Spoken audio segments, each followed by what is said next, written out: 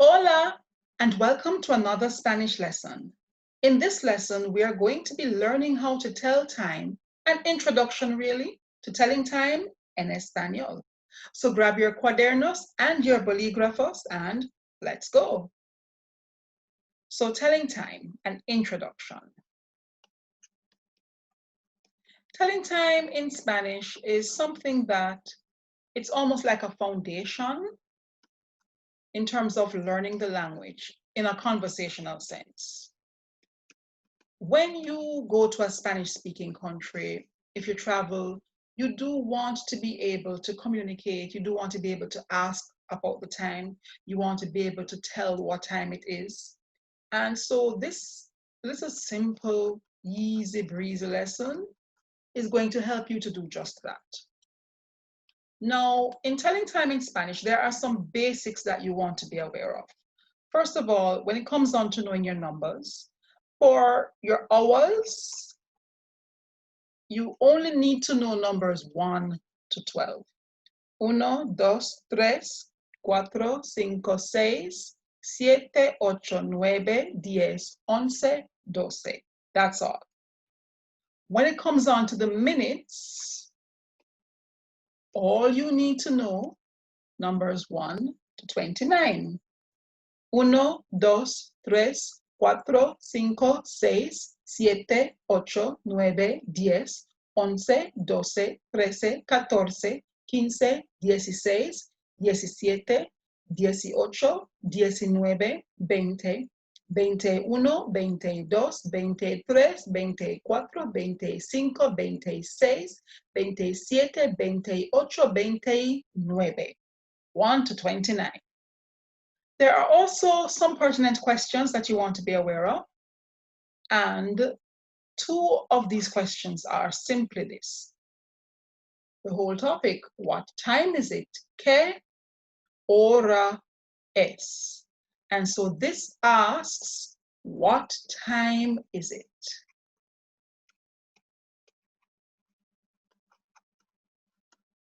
And the response that we give to this is one of two things.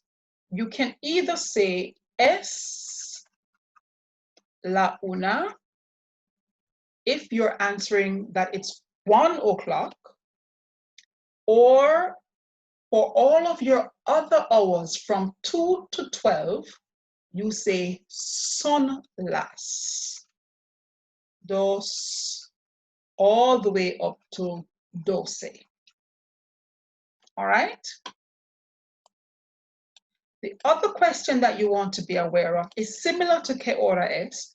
It asks, at what time? ¿A qué hora? And here we're going to have a space because you're going to be asking, at what time do you do something? So at what time do you get up? At what time do you get to work? At what time do you eat breakfast? So something has to go in that space. So whatever the activity is, we put it in that space. So ¿A qué hora is asking, at what time?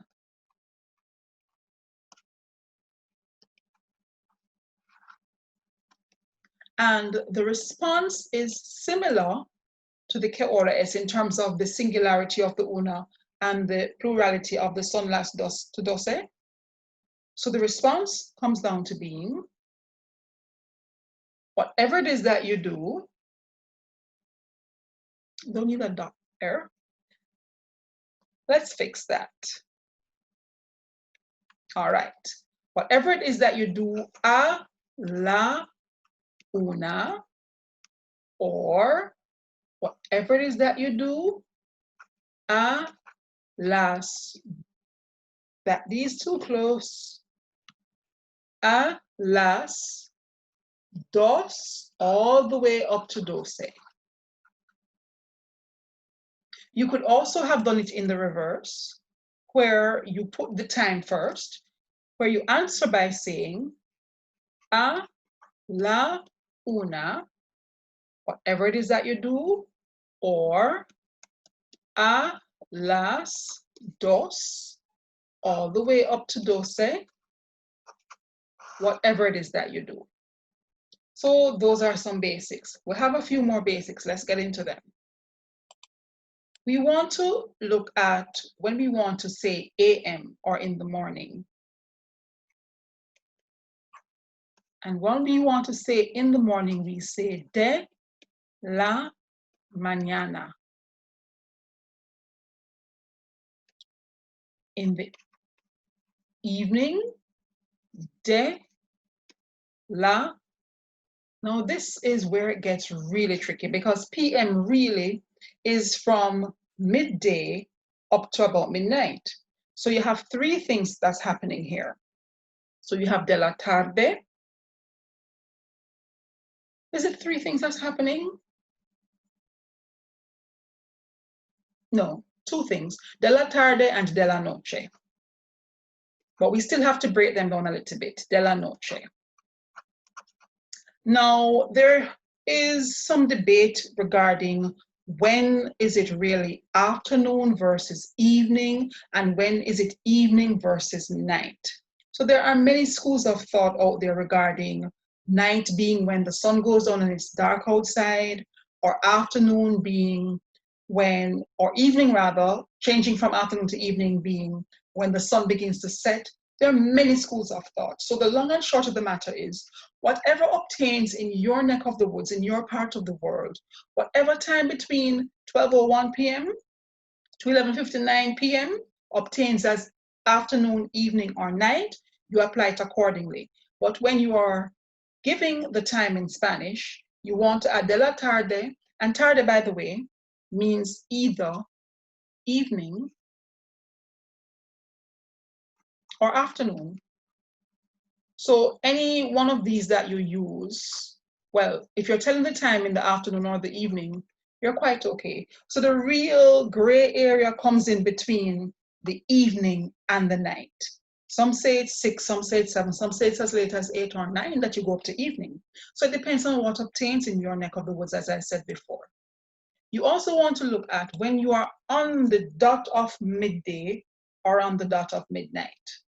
So for midday, it would be mediodía, and on the dot of midnight, it would be medianoche.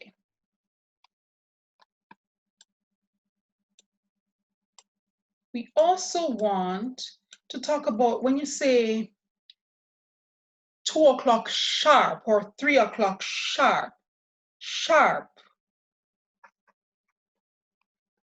en punto, on point, on the point of 3, on the point of 2. Also, when we want to talk about quarter past or a quarter to, when we would typically say it's 15 minutes past or 15 minutes to the hour, and we want to not use the quince, we can use cuarto. Now be very careful with this word cuarto. Do you see how close it is to cuatro, which means 4? Cuarto, quarter. You want to be very careful with that. And when it comes on to half past the hour, the term that we want to also bear in mind is media, which, oh, I should do that the other way around, because I have all my English over on one side and the Spanish on the other. So let's keep it systematic. So we want to say half past. We use media. Now bear in mind that you can still use your quince and you can still use your 30. But it is good to know that you have an option when it comes on to telling time. There is one other thing I want to talk about in this little introduction to time video, because if we should ever get into the whole meat of the matter, you'd be sitting here for an hour, which is not the objective. So we're just giving you a little bit of an appetizer, and then you can come back for the real meal in the other videos about telling time. We want to also note these two terms that we're going to be using quite often, menos and y. Now, menos literally means minus, and I means and. We're going to see how they all come together in the whole lovely picture of telling time in Espanol. Adios!